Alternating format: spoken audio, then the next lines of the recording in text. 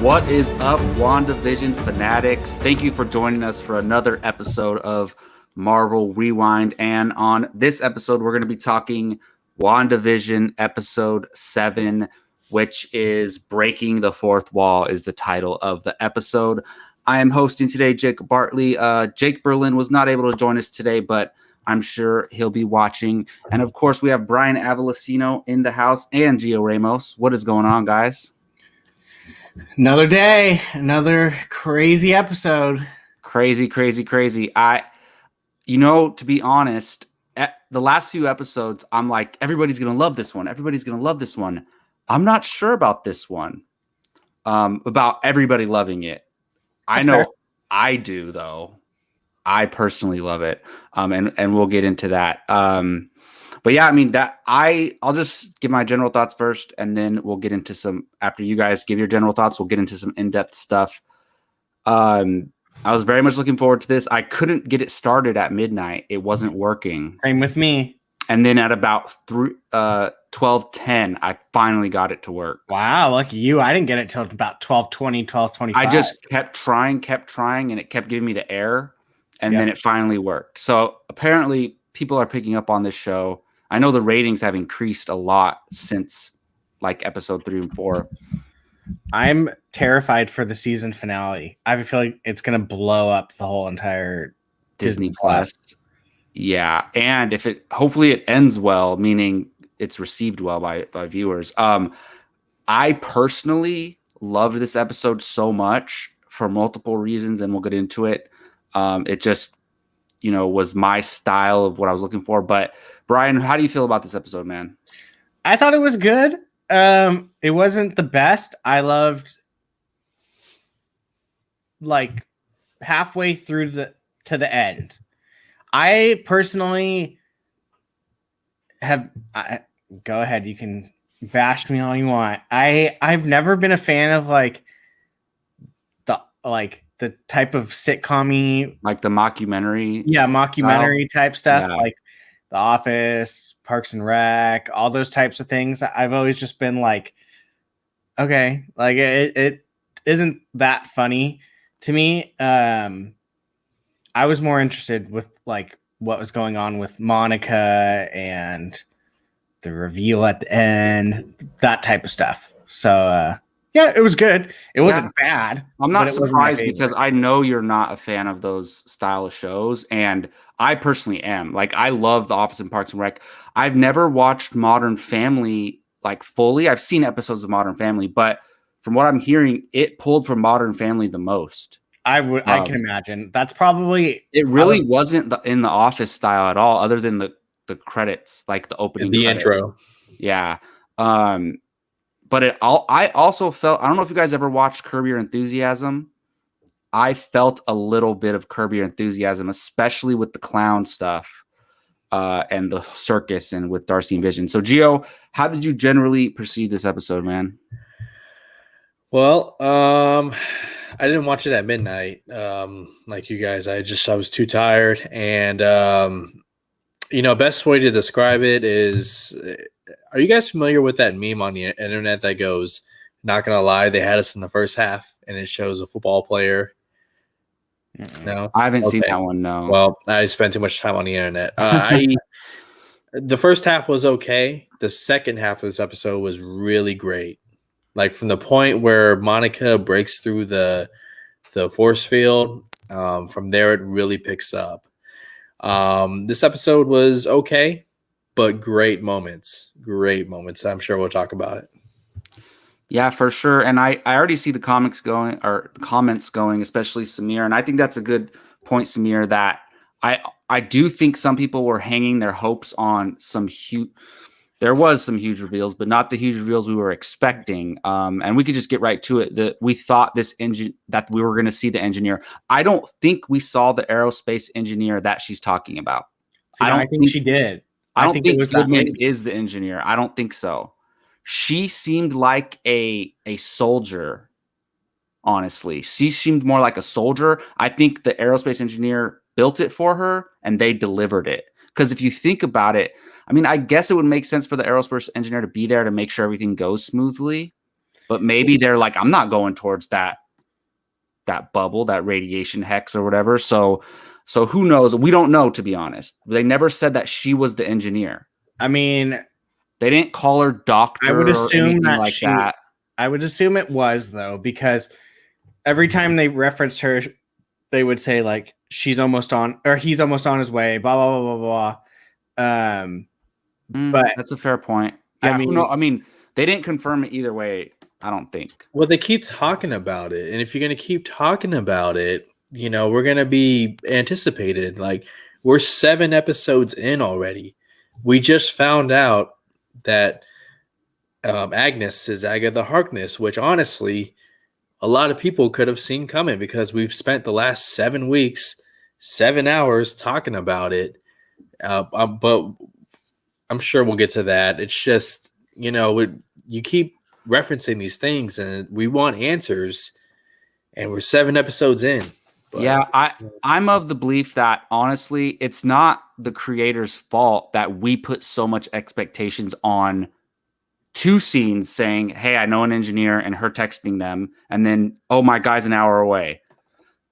That doesn't mean it really doesn't mean that it's someone big, to be honest. But they go out of their way. The fans hype it up. And unless Elizabeth Olsen was talking about Evan Peters as the big surprise cameo, then there should be something bigger still coming. But let's kind of dive through this. So it kind of opens up with Wanda waking up, and it's like that typical style of music in the background, like the uplifting stuff and the funny music and things like that. That's possible. Jake Berlin, if the engineer could be a soldier, but I like the style. To me, yeah, sure. Them talking to the camera was fun, but it's not that. It's Elizabeth Olsen and the way she delivers these lines. Every single era of sitcom that she was in, she nailed the way that actors played those characters, and she does it again here. I never watched any trailers for this or anything. When she's like says another case of the Mondays, am I right?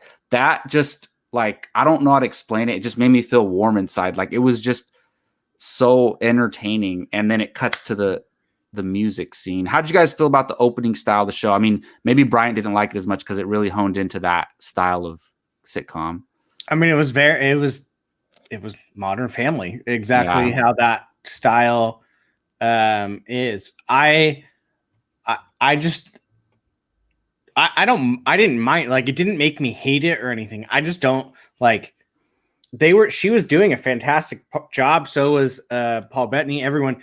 I've never found that type of like comedy-ish, if you will, funny. So like when they're doing that, when they're making the like, am I right? Like that type of stuff, I'm just like, it's just not funny to me, but it was well done. I won't deny that, like, at all. Yeah. Like as far as like hitting exactly how they do it and everything, it was great. I'm just not a fan of that type of stuff. But it was nothing against the episode, how they did it. It was done exactly like it. To be fair, I feel like that style was not in the episode as much as the other sitcom tropes were in the other episodes. Like, this went away from that a lot, especially when they're outside of the hex. Gio, how did you feel about this, like the first 10 minutes of the episode? Oh, I really enjoyed it. I enjoyed the opening. Modern Family for me is the one that I'm most recognized. I recognize it the most. Yeah. And so I thought they did a great job, getting everything, like the camera shots, the editing, the way she talks into the camera, even like the whole look of it is just very Modern Family type vibes. Yeah, I mean, I definitely. We'll get to it later, but the way things start changing. Yeah, I've seen enough episodes of Modern Family to know, like, that's kind of what they were ripping off of. Well, let's just whatever you guys want to talk about. I mean, the next big thing, Vision waking up. That was huge. And then seeing Darcy, how'd you guys feel about Darcy in the Hex? Her circus person is gonna be something. They didn't just give her the escape artist for nothing. I see what you're saying. And she's like, she I wanted was to be the bearded lady. She was bounded when she got turned in. When she went into the bubble, she was handcuffed to the van. So I think whatever they were in, it kind of changes it a little bit. But I do agree with you. They don't make her the escape artist for no reason. Why is my phone talking? It would make sense for her to be the one to figure out how to get out of there because she's the most intelligent scientifically one there. So I think something's going to happen where she's going to be the escape artist. Like she's going to actually be one that gets them out of something. And that's just going to be like a little ha, because I said last week, I was fully expecting her to be working in the diner as one of the waitresses. But yeah, that would have been funny. They made her the escape artist. I wanted to be the bearded lady, but I couldn't grow a beard and stuff or whatever her line was. Yeah. She was funny in that. Like she fits that style of comedy too that they were going for. Yeah, and I loved her and Vision together were great. They were hilarious. Yeah, for sure. Gio, what'd you think about this scene, man? It was fine, pretty straightforward. I like that he just waked her up and got straight to the point. You know, if the rest of the first half would have been just like this, that'd be fine. Yeah, I more enjoyed their conversation in the truck. You know, where finally Vision is learning about his past or like what happened beforehand. He's like, well, so Wanda just killed me, and she's like, yeah, but it's not that simple, And I love the line that she says where I've been watching WandaVision all week, and you guys definitely belong together. You guys like really love each other, something along those lines. Yeah, it is so weird. It's like they break the fourth wall to the limit in this episode. Yeah. They definitely. I mean, I think it kind of showed that they can, like, whenever Deadpool comes,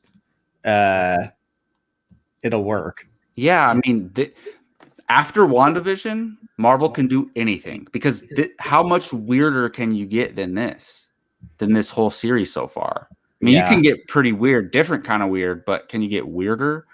I don't know. It's pretty crazy. Like, we never would have thought we'd get this kind of show. It's insane. No. And to me, it feels like every episode, they're either teasing us or answering our questions. And it almost feels like they air an episode and then we watch it and then they see all the fans react. And then they make the next episode based on everybody's reactions. But that's not true because they made the show a long time ago. They already shot everything and finished it. So they're playing with the viewers' emotions the whole entire show. And they're not stupid. They know exactly how we're thinking, hence why that one time they had the board and it had all the theories on it. And exactly. That's what I'm talking about. Yeah. So, I mean, they know what they're doing, and it's hilarious that they're just kind of like rubbing it in our face a little bit that this is what you're going to be doing. Mm-hmm. And so and the Agatha reveal is like ultimate, like pointing and laughing at us basically, even though we knew. Are we jumping to that? I mean, are you jumping to it? Yeah, maybe not yet. So we get one scene with Director Hayward in this episode. Thank if I'm not mistaken. They said, they were like, get it ready. We're launching today. Obviously we know he wants Vision, right? He wants to put Vision back online. Did you guys interpret that any way, Gio? Like any other way? Did you take anything else from it? No. Like, what are they launching? He's still an idiot. He's going to go and try and do that. And honestly, I hope they all get worked out. Like, anyone who's dumb enough to follow his lead, and maybe he is a bad scroll, and all of them are bad scrolls as well. And this leads into Secret Invasion.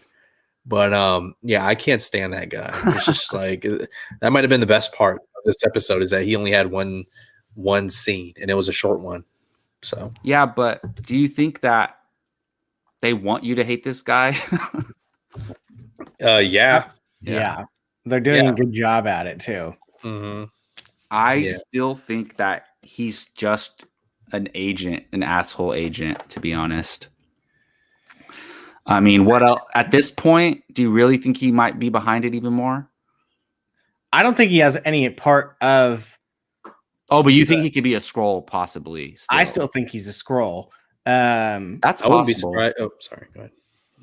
No, I mean, I was going to say, I still think he's a Skrull. I think he's a huge dick also, because he's just been like such an ass every time he comes on. He's like Joffrey in Game of Thrones, where you're just like, God, I hate that guy every time he comes on the screen, no matter what happens, what he says. You're just like, oh God, you're wrong. Go away. I don't like you.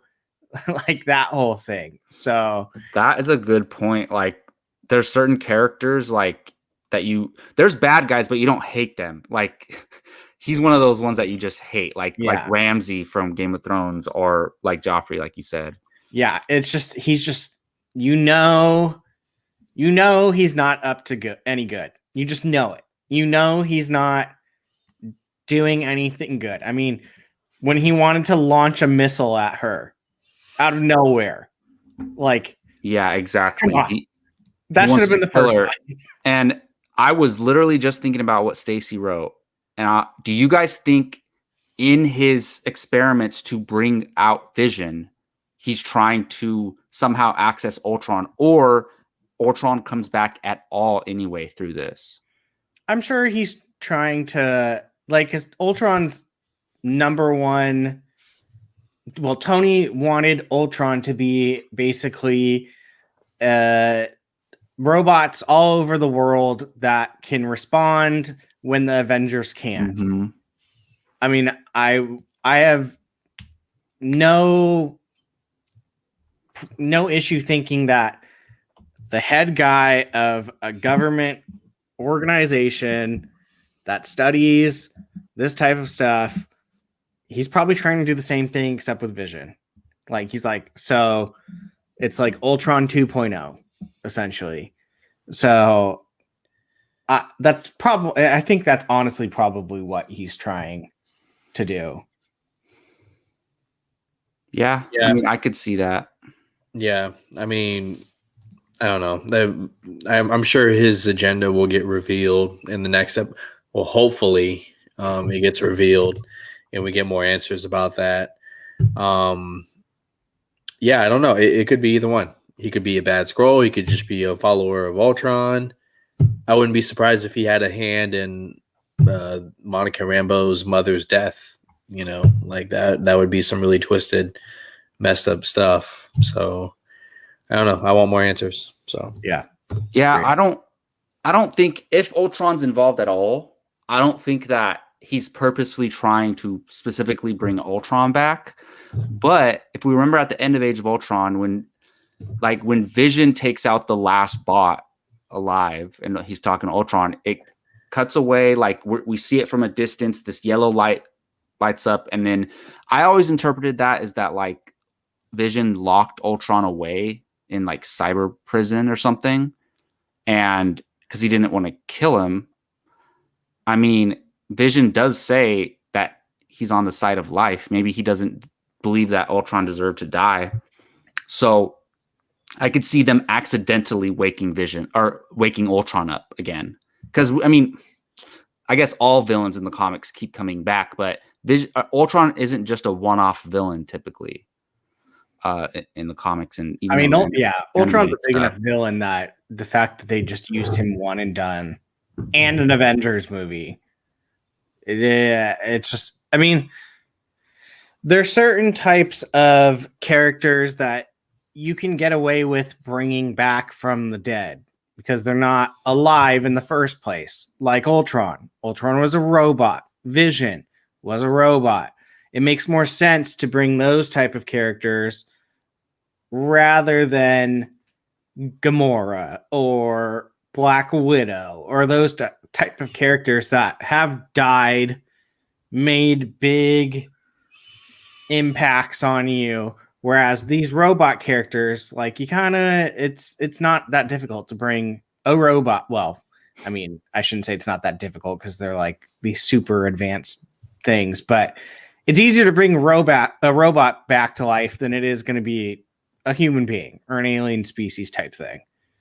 So I think I think Ultron's gone, but he's trying to figure out how to bring Ultron back.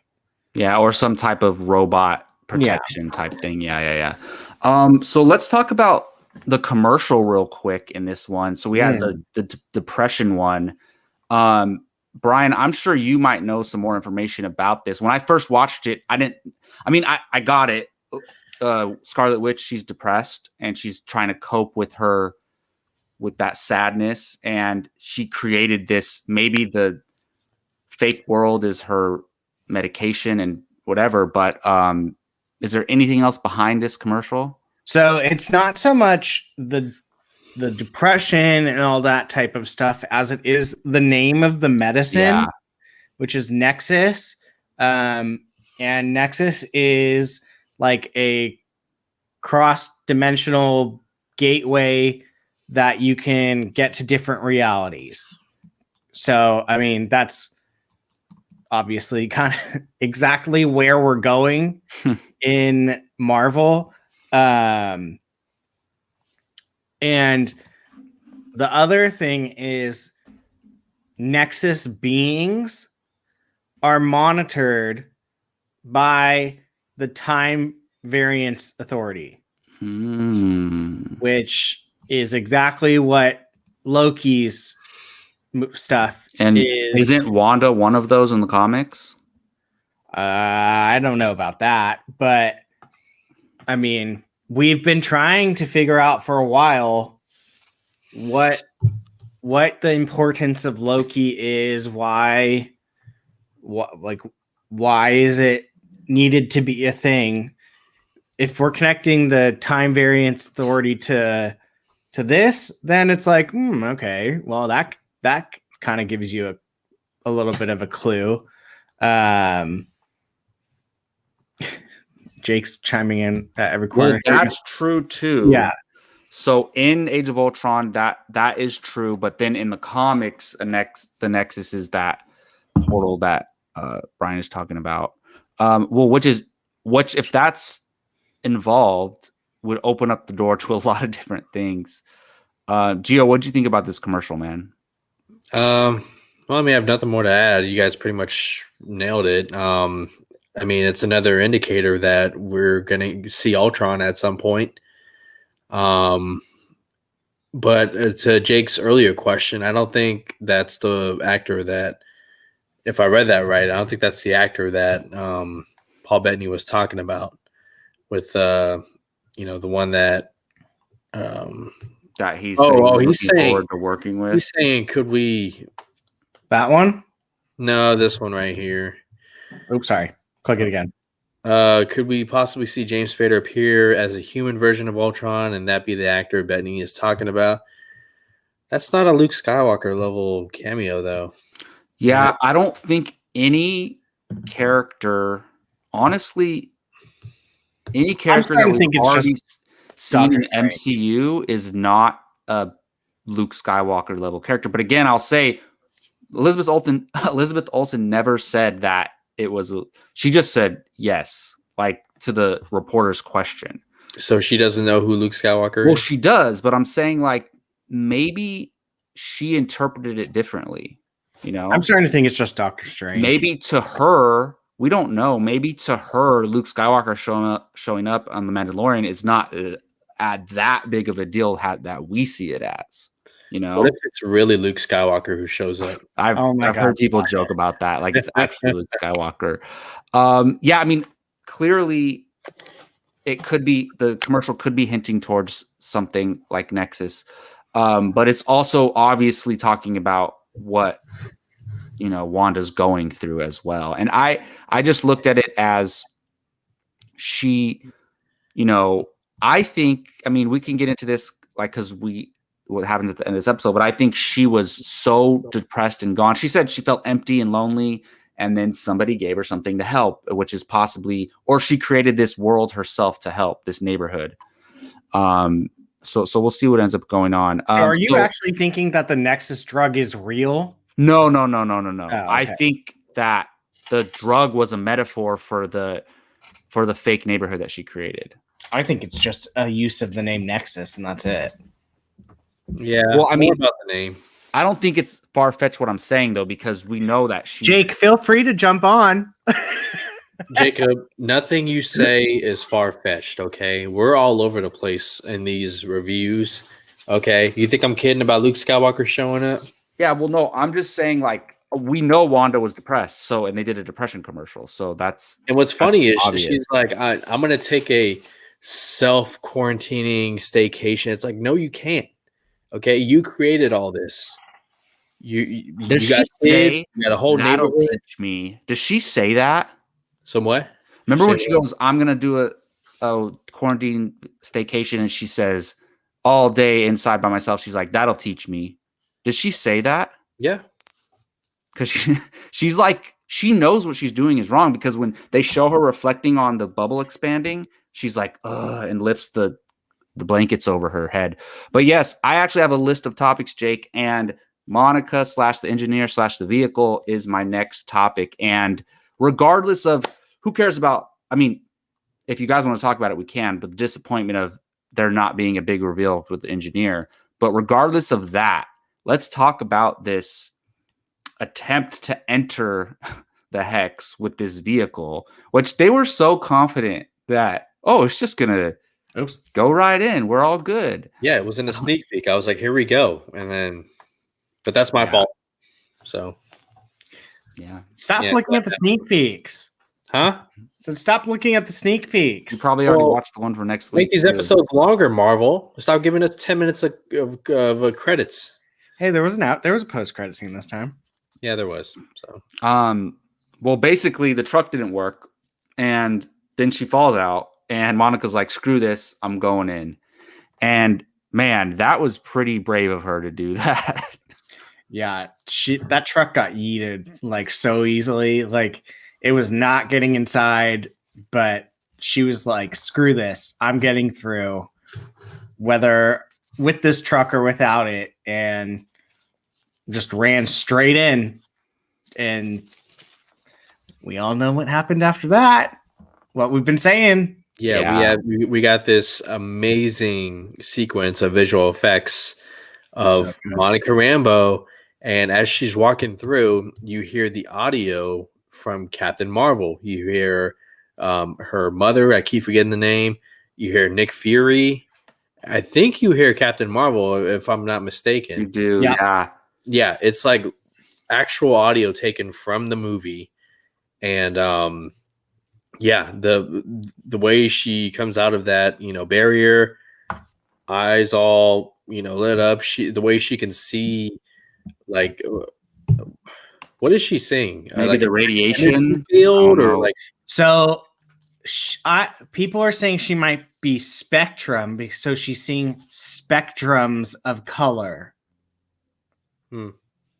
Because she was kind of like seeing all the different, and she was able to turn it off and on too. Mm-hmm.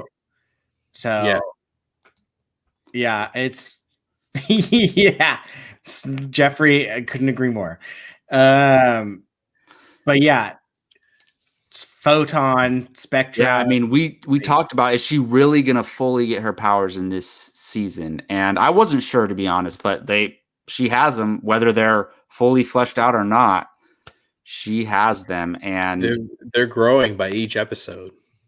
And so maybe there's a showdown. She gets to show off some of those powers. Well, I'm curious, because the last time we see her eyes are purple, not blue, purple. So we can talk about that. But when she was doing the superhero landing, like that. In the end credit scene. That's a great shot, by the way. When she's going through and her body's being like torn apart to different versions of herself in the bubble, and then Captain Marvel saying the line, your mom got lucky when they were handing out kids. She got, I don't know the exact line, but she got the toughest one. And then she's thinking about that and she comes together and breaks through. So that was a pretty powerful moment. And then she runs straight to Wanda's house. Yeah. Did she say she needs to get Darcy out of there? Did she say that earlier? What are you talking about? Who's trying to get Darcy out? Well, they know. Do they know that Darcy's in there as well? They're trying to get everyone out. Well, yeah, I know that. I think she's just trying to get everyone out. She's trying to stop the bubble, but doesn't she say? Does she mention Darcy at all before she goes in? Like when they're all talking about it prior to using a truck to try to get in. I mean, she mentions her name, but like it wasn't anything. Like that was maybe third on her priority list. Yeah. So basically, the main priority is getting to Wanda and stopping this, but she's making the mistake of thinking it's only Wanda. Well, she doesn't know anything about Agatha Harkness at this point. She just, I mean, she might have gotten a little bit of a clue once she stopped like this whole fight from going down. But I want to talk about this whole part where they almost got into a fight. Like they literally, we almost saw a superhero fight. We got a superhero landing. We didn't get the fight. I mean, she was not going to back down to Scarlet Witch. She was not afraid. She was going to go toe to toe. Yeah, well, which Scarlet Witch. At this point, she would have lost. Maybe once she gets her powers more, attuned and she's more skilled. I mean, I don't know the powers of Spectrum or how powerful she ends up being in the comics, but I don't think anyone could beat Wanda. I mean, in my opinion, Doctor Strange. Yeah, maybe. But it was pretty cool. I liked it. Powers or not, I don't care who you are. Going up to Wanda like that, you're a very brave being, to be honest. Because I was like, whoa, she does not care. And Wanda does not like her. Like she keeps interrupting everything. She immediately got angry when she saw her, no matter what, even though she was trying to help and say like, hey, like this is going on. Nope. She immediately shot it down and was like, no. The door, Wanda was so pissed. Yeah. And then when she brings up Haywood, she's like, stop. I don't want to hear about that. And she like shoots her out of the door. She's like losing it. And maybe my favorite line in the whole show, she says, don't let him make you the villain. And she says, maybe I already am, and gives that look, like that evil I don't care look. One of the best lines. Do we want to talk a little bit more about Vision and Darcy real quick, because this was kind of cutting back and forth in a way, but I think we kind of touched on it already. We know last time we see Vision, he's heading on over here, and I'm curious if Darcy's even going to make it over to the scene. Yeah, man, I'm excited to see where Monica goes from here. I mean, she's in there now. So all right, so I want to get your guys' experience when you were watching this, and you see Agnes bring her in the house, and then you starts looking around. What were you guys feeling like? What did you expect to happen? For what part? Just overall, like you knew there wasn't that much time left. Like, how did you think the episode was going to end, Brian? Well, I was just more like when she went in the house, I was like, where are the kids? Because there was a point where when she's sitting with the kids, and I just gotta say their superhero names. The one that's Wiccan, I think it's Billy, or I don't know. I always mix them up. Where he goes, "You're quiet. I can't hear anything," and she kind of goes like, to me, she looks at both of them and she's like, "Oh, you guys have your powers." Like, yeah, because she doesn't know. She was out of town when the kids were using their powers. She was on the outskirts of town. That's true. She hasn't seen them use them yet. Yeah, so she's usually around for everything. So she hadn't seen him speeding through, running super fast, or him hearing vision that he was dying or anything. So she didn't know. And the second he said that, she does this kind of like, you guys have powers now. And then we don't see them after that scene.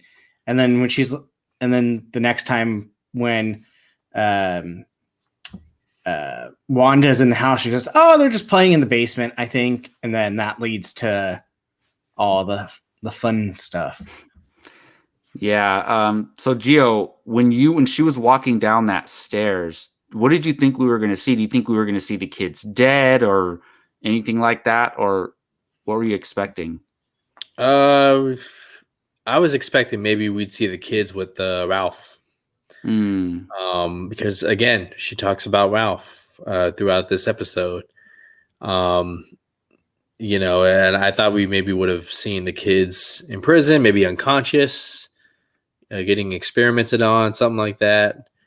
But yeah, her going into the house, I was like, okay, this is where it has to happen. This is where it gets the big reveal. Yeah. And of course, we'll talk about that reveal and how it was done. But I thought that they were going to be like, because if you start looking around, Agatha's house looks normal. Like, I know they're in the modern day now as far as sitcoms go, but it didn't look like it was part of the show or anything like that. But I was expecting, like, because there are stuff in the comics where they're like pieces of Mephisto's soul or whatever. I thought we would see like what they really look like maybe they look like demons or something.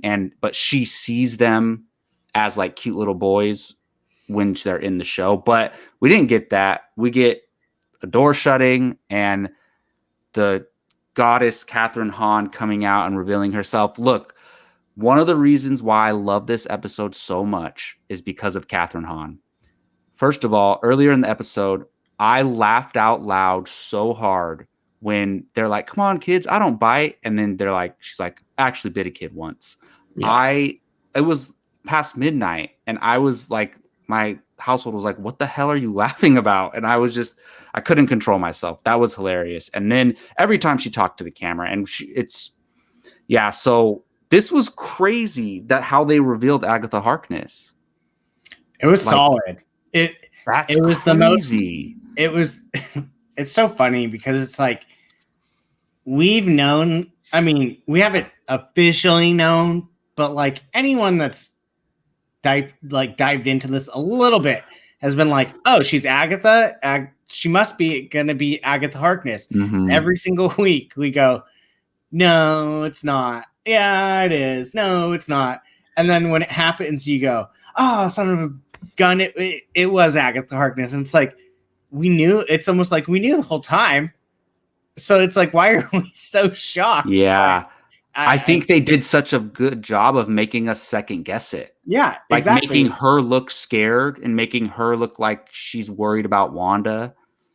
Yeah, so it just, I love Catherine Hahn. She's been so good in this.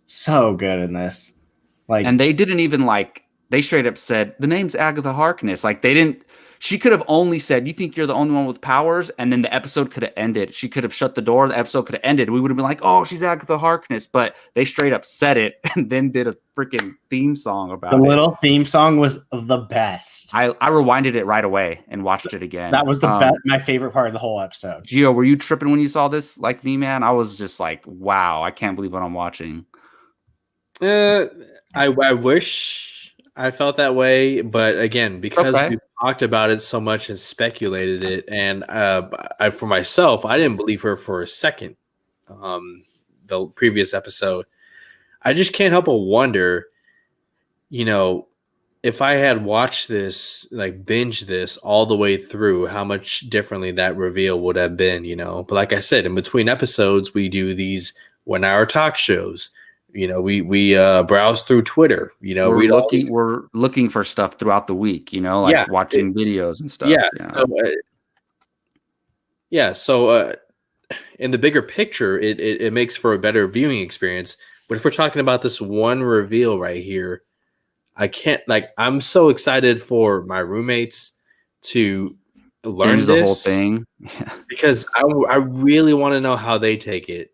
But I agree. I keep like telling my brother he needs to watch it, and because he's a big MCU fan, he's seen all the MCU movies, and I'm like, watch WandaVision. I'm telling you, but he just hasn't done it yet. But I'm like jealous because people like that, they get to binge it. Yeah. And I wasn't talking about the reveal of Agatha Harkness when I was saying I was like tripping. It's the way they did it with the song. Yeah. Like the way they do this song, and then that basically gave us answers to everything. A lot of the stuff that we weren't sure about in that little montage thing. Well, first of all, she floats. All right, you guys, this is how I interpreted it. The town was already made. Like Wanda already created this. Agatha Harkness comes in and kind of infiltrates it and then starts influencing things. That's how I interpreted it. Because she comes like floating from the sky and she's in like her real attire, like as a witch. And then it starts switching up to like the first episode when she walks in.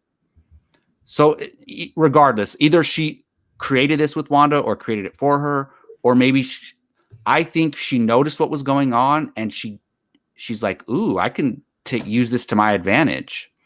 And she infiltrated things. We see her influencing Herb during that scene right before he talks to Vision.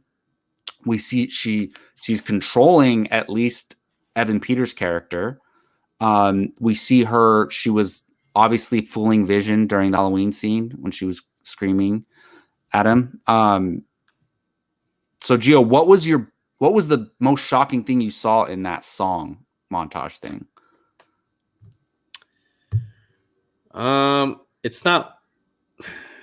I mean, I don't think any of it really shocked me, honestly. Interesting. What shocked me was how good the lyrics were. If I'm being honest. Well, I didn't know this, but apparently it's an homage to like the Munsters or something. Mm-hmm. Yeah, I never seen that. So yeah, you're talking to like 90s baby here who Oh, the Munsters was an American sitcom. Oh, it was the one. Yeah. Okay. I recognize this now. Has Frankenstein. So the thing that I want to talk about, because we only have a little bit. Yeah. Is this book. Yeah, okay? Tell me about that.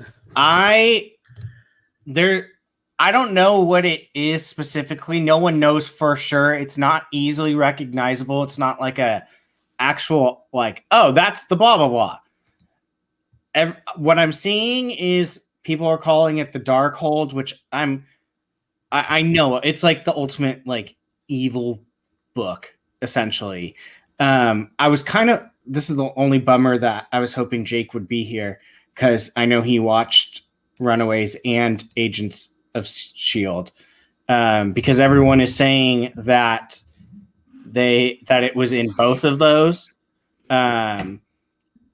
So I have a hard time thinking that they're going to just grab something that's been used in 2 other shows. I don't know. I don't know what to think of the book. I almost, when I saw it, I kind of was like, oh, maybe that's the thing that's like upping the ante. What was it like glowing? Yes, it was. It was glowing like this, like orange. Oh, you just showed it, yeah. Yeah. Like this. So it looks like it's definitely hexed or yeah. I mean, I think obviously we know Agatha's a witch, so I took it as it's a spell book. I mean, well, yeah, it's a spell book, but what is it? What book is it? Is it a known Marvel artifact like the Darkhold, or is it something new? Is it something, because if it's the Darkhold, they've used it twice already in other Marvel stuff. So I don't think it is then. I don't think so either. I know people are saying that it looks like there's a book missing in Doctor Strange because there's like an empty slot, but it's just like I'm just not sure what it could be. specifically. Yeah, I mean they obviously, I mean they panned the camera on it and zoomed in, so I think it's definitely important. I think that thing might be our Infinity Stone for this next.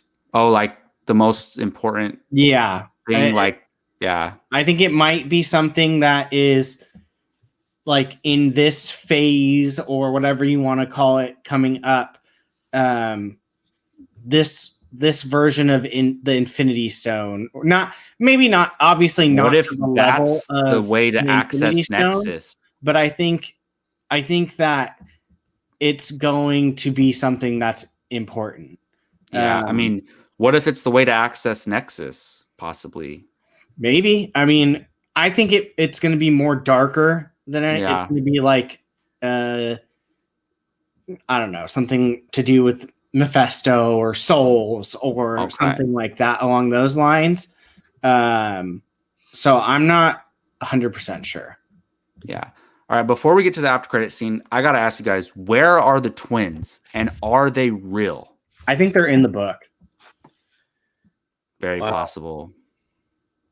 They're not in the basement. I still don't know. I'm not. It's so sad. Like, honestly, it makes me sad thinking about it that Wanda's could lose her kids after everything that she's been through. Or what if they're just not real? I think they're real. I think they're real. I hope so. Although it would be a crazy storyline that her kids get taken away, that she's made a bond with, like that. I mean, that would make anyone go crazy. Like, you lose your kids. Like, what's more devastating to a parent than losing their children? I mean, yeah. So and with her type of powers and stuff, like, that's even more of a threat. I always thought from the beginning that Agatha has something to do with the twins and that they play a big part in this whole thing. And I think that this kind of, in my eyes, I feel good about that after this episode, because she obviously had them over at her house. Last time we see them, they're with her on the couch, and now they're gone. So I think, I still think that she wanted them created for some reason, and that they are real and they do have powers, and that she wants to use them for her own benefit somehow. Unless there's somebody else that she's working for, then they want them. Yeah. Who knows? It's funny because the thing that I'm more and more starting to buy that this Hex is going to be the X-Men's birth, like the Hexmen X. They're going to abbreviate it to the X-Men type thing. It's pretty good. So the more and more I'm starting to think it's going to come along that line. So interesting. Gio, where are the kids, man? Where are the twins? I'm agreeing with Jake here. I don't think they're going to make it out of this. I thought about that too, but that would be pretty dark. Yeah. I don't know where the kids are. Where's Reed Richards at? Huh? But yeah, I don't know. I don't know. We'll see. Yeah. Well, we do have I guess you can call a post-credit scene. It's pretty short. It's just Monica, arriving at Agnes's house and then, opening up the stairwell. And then Evan Peters shows up and says Snooper's going to snoop. So, well, I don't know if you guys noticed, but when she starts looking at those branches with the purple on it, her eyes turn purple. And I don't know if that means now she's under Agatha's control. I think she is. I think she is, and I think Wanda is, because Wanda's eyes go purple. Yeah. Too. Yeah. That would make sense. Or she has some type of spell on them. Yeah. Who the hell is Evan Peters? Is he just a random guy? I've been saying that from the beginning. He's not going to be the X-Men Quicksilver. Do you think that he's somebody working with Agatha, though? Or she just took a random guy from the neighborhood and made him her henchman? Just a schmuck. Or unless he's someone from whatever realm or whatever she's. I think that he's somebody else because they never address that he's a real human inside the hex. Yeah. They never say, and to that point, have they done it for Dottie either? I don't know. She was never up on the screen when they were talking about that. Yeah. Or maybe she was, but they definitely never addressed it for Evan Peters, even though they saw him in there. So I'm curious about that because even Wanda thinks that it was Sword. She says, "You're doing all these things." She's like, "And Pietro," and then Monica says, that wasn't us. And so I think that that Agatha brought him in somehow, and that he's working with her somehow. Oh, who he is, maybe Nightmare, maybe her son, whatever. I think he's not just a random guy. Well, if you think about the Agnes song, she's sitting in like a lawn chair as he's at the door and she's doing some magic. Yeah. And so, yeah, it's probably not Pietro. Yeah. I mean, a crazy theory would be that what if Agatha has access to the Nexus already, right? And she's like, she heard Wanda talking, "Oh, I have a brother. He's far from here." And she's like, "Let me go through the Nexus. Oh, here's a Pietro." Boom, and puts him in. That would say that it's still the X-Men. That's a way you could say it's the X-Men Pietro, but I don't think it is. I don't think it is, but that's a possible way that it could be. Who knows? So that song was hilarious, but I mean, I know maybe there's some very sensitive dog people that are pissed off at Agatha for that last line. Look, the way they did that, it's like now they're showing us if this is really her, like she's evil. Like she's straight evil. And I love her witch laugh. Yeah. It was hilarious. I can't believe they did that to us. They show us that it was her all along, and she's like, "Oh, and I killed Sparky," and then starts laughing, and then it ends. Like, what? I don't know. I just loved it because they went bonkers with it. Yeah, it was great. I'm very excited to see where we go for the next two. It's gonna be wild. Hopefully Disney Plus doesn't break. I hope satisfying, and I hope I can watch Disney Plus at midnight. Yeah. Do you guys is there anything we didn't touch on? Anything else we want to cover? Any comments that stick out, Brian, that we could address? No. I mean, I think we hit most of it. For Stacy's, maybe you'll just see Jimmy in something. I don't know about a spin-off show. Yeah, I mean, I don't think Monica would be involved. I think Monica's going to be a big character moving forward, and she'll be in the movies too. I think the Darcy and Jimmy is very possible because it's not in the plans now, it's something that they could do if they want.